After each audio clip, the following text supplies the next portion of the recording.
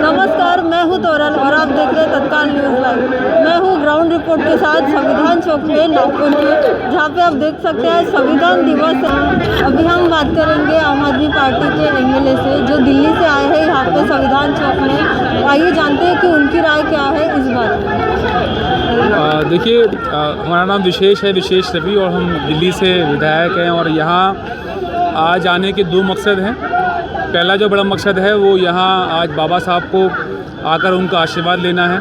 आज संविधान दिवस है और बाबा साहब अम्बेडकर ने हमारे देश को पूरी दुनिया का सबसे मजबूत संविधान दिया है, जिसको ना सिर्फ हमारे देश ने बल्कि दुनिया के बहुत सारे देशों ने अपनाया है। दूसरा मकसद, आज आम आदमी पार्टी का स्थापना दिवस भी है।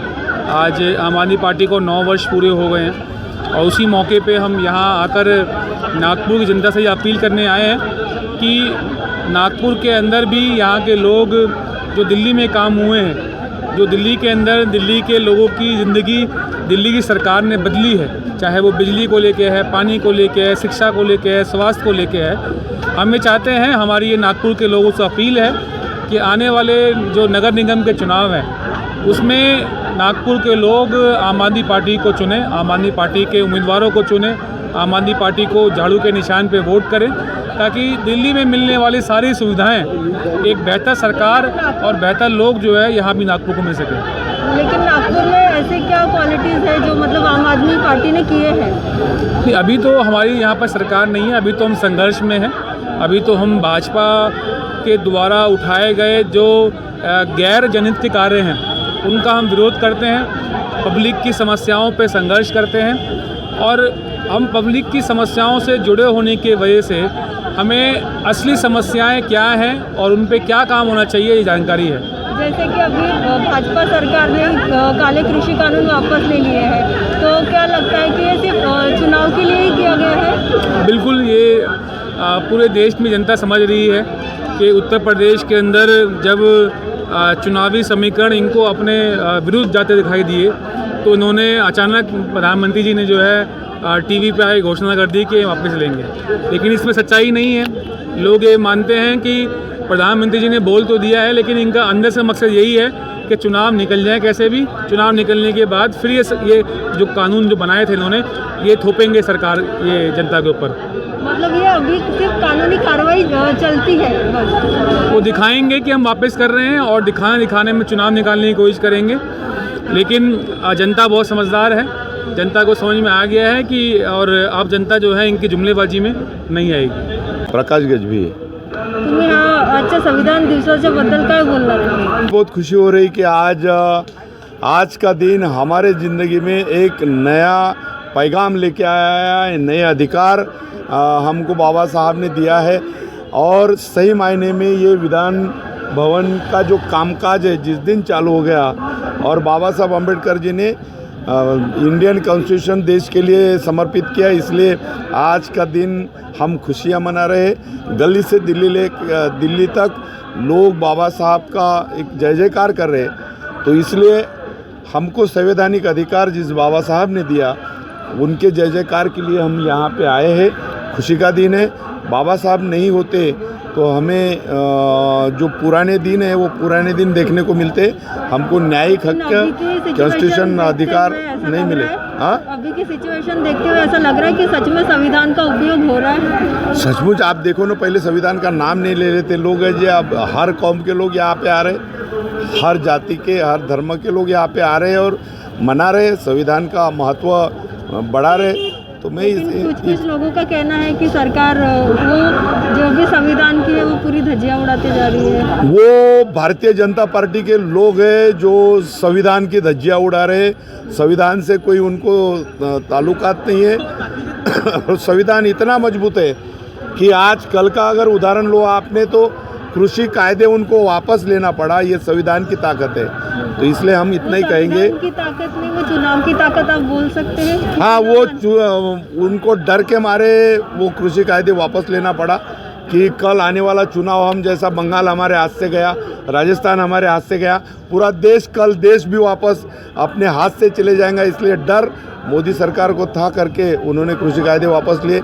इसलिए मैं इतना ही कहूँगा कि बाबा साहब नहीं होते तो हमको संवैधानिक अधिकार मिले नहीं रहते, मूलभूत अधिकार मिले नहीं रहते, और बोलने का हमको अन्याय के खिलाफ आवाज़ उठाने का अधिकार नहीं मिला रहता।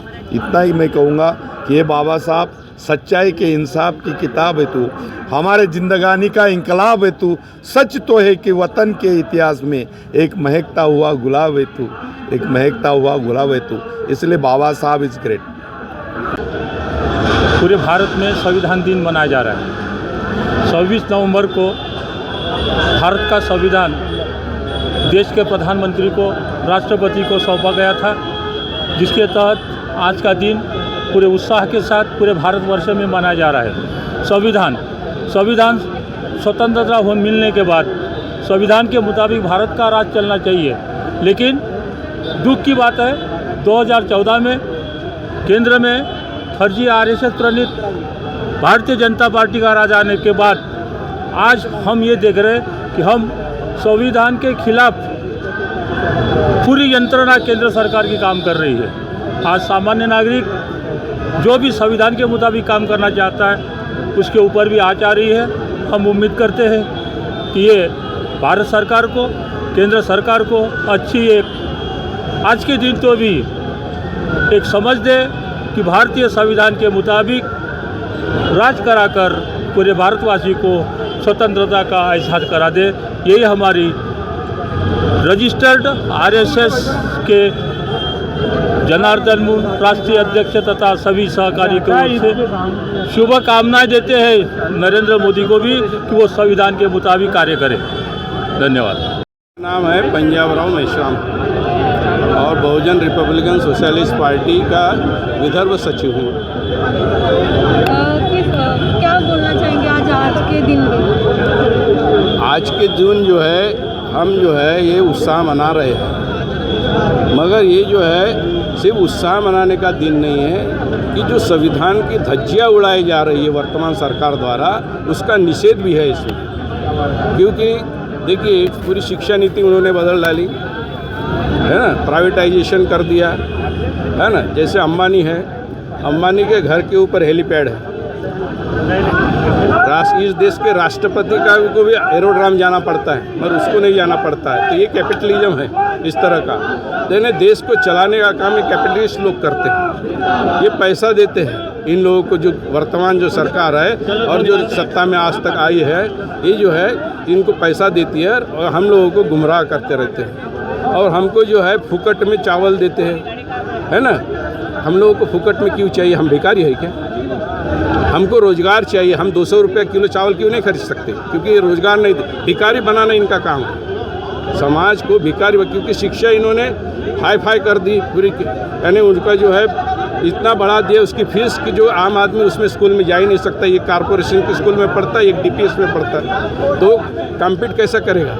और आज इस सरकार ने जॉइंट सेक्रेटरी नियुक्त किया जो IAS के भी ऊपर है, प्राइवेट लोगों को नियुक्त किया है। इसकी तरफ किसी का भी ध्यान नहीं है, कोई निषेध नहीं कर रहा इसका। क्यों नहीं कर रहा? जॉइंट सेक्रेटरी बनाया है जो IAS के ऊपर काम कर रहा है। और इस तरह से उन्होंने जो है रिजर्वेशन का जो है, इनको ये कहते हैं कि रिजर्वेशन से देश खराब हो गया, मगर रिजर्व प्राइवेटाइजेशन करके जो है पूरे इन्होंने हर संस्थान में, जैसे आपको जुडिशरी लीजिए, कोलिजियम सिस्टम है, उनके बहू बेटे जो है वो जज बनते हैं, उनकी कोई इंटरव्यू नहीं होती, उनका कोई क्वालिफिकेशन नहीं होता। मतलब तो आप कहना चाहते हैं ये व्यवस्था जो आम जनता जो है और वो दबती जा रही है, दबती जा रही है, और ऊपर बढ़ते जा रहे हैं और इनको जो है हथियारहीन बनाया जा रहा है। मगर हमारे पास हथियार है, वोट देने का अधिकार है और उसके माध्यम से जो है हम अपनी ताकत दिखा सकते हैं। क्योंकि बाबा साहब ने जो है हमको वोट देने का अधिकार दिया और उसके माध्यम से जो है हमको इसका मुकाबला करना पड़ेगा। हर पार्टी जो है, अभी जैसे आम आदमी पार्टी है, बहुत अच्छा काम कर रही है दिल्ली में, मगर उन्होंने एक फरमान निकाल दिया। क्या फरमान निकाल दिया? बोले वो राम मंदिर पूज रहे तो हनुमान चालीसा पढ़ेंगे। ये कौन से तरीका होगा? वो बोलते हैं कि भाई हम हनुमान चालीसा पढ़ेंगे, वो बोलते राम मंदिर जाएंगे। एक बोलता है कि हमने फ्री कर दिया यहाँ बस सीनियर सिटीजन को दिल्ली से अयोध्या जाने के लिए फ्री में दे दिया। ये कौन सी तरीका है? मतलब जो पार्टी है वो जातिवाद को बरकरार रखना चाहती है, गुलाम बनाना चाहती है, गुलामी में रखना चाहती है, व्यवस्था के खिलाफ आंदोलन नहीं करना चाहती है। जो व्यवस्था है, जो स्टेटस को है, जैसे कि वैसे बना रहे, इसके लिए ये काम कर रहे हैं और बहुजन समाज उसमें गुमराह हो रहा है। मेरा नाम तारिश गजानन दुर्गकर, विदर्भ नवनिर्माण सेना हमने स्थापित की है और हमारे मार्गदर्शन श्री गजानन जी रामटेककर, ये जो यहाँ पे खड़े हैं, इन्होंने मुझे मार्गदर्शन किया कि दुर्गकर जी, अपनी खेत तो अपनी खेत होती है और दूसरे की खेत में हल चलाने से अच्छा अपना खुद का खेत अगर चला तो बहुत अच्छा है। तो हमारा ऐसा हो रहा था कि जो गरीब के ऊपर में जो अत्याचार हो रहा है तो वो अत्याचार होना नहीं चाहिए। आज मुझे बताइए, आज केजरीवाल वहाँ के जो मुख्यमंत्री है दिल्ली के, आज इलेक्ट्रिक वहाँ पे वो लोग किराए से ले रहे हैं, लोगों को पानी फ्री में दे रहे हैं, इलेक्ट्रिक 200 यूनिट फ्री दे रहे हैं। और हमारे विदर्भ के अंदर में इलेक्ट्रिक बनती है, खनिज बनता है और उसके बाद भी बनने के बाद भी हमारे को उसका प्रदूषण झेलना पड़ता है। और हमारे प्रदूषण झेलने से हमारे कैसे है कि हमारे यहाँ की जनता को टीबी की बीमारी होती है और अटैक की बीमारी थी कुछ वजह से, क्योंकि उसका जो प्रदूषण जो हो रहा है यानी नागपुर में विदर्भ के अंदर 11 जिलों में, तो उसका प्रदूषण हम लोगों को झेलना पड़ा, जिसमें से हमको 7 और 8 रुपये यूनिट इलेक्ट्रिक बिल देना पड़ता। उस बार नवनिर्माण सेना स्थापित की लेकिन सरकार जिसकी है वो उसी के अंडर में काम करेगा ना, उतना ही काम करेगा। तो मैडम आपकी बात बरोबर है, पर सरकार जो आपने बोले, चलो पत्रकार मैडम आपने बहुत अच्छी मेरे को ये बात बोला, पर उनके अंडर में, परंतु मैडम उन्होंने ऐसा नहीं बोलना चाहिए ना। वोट लेते समय वो लोग बोलते हैं कि हम अच्छे दिन लाएंगे, सब करेंगे, रहता है ना कि सबको सब अच्छी चीज़ें बता के वोट लेते हैं। नहीं बरोबर। पर मैडम मुझे एक बात बताइए, आप भी नागपुर के रहवासी हो और आप पत्रकार हो, आपने देखे 2020 में पूरी जनता अपने घर में थी।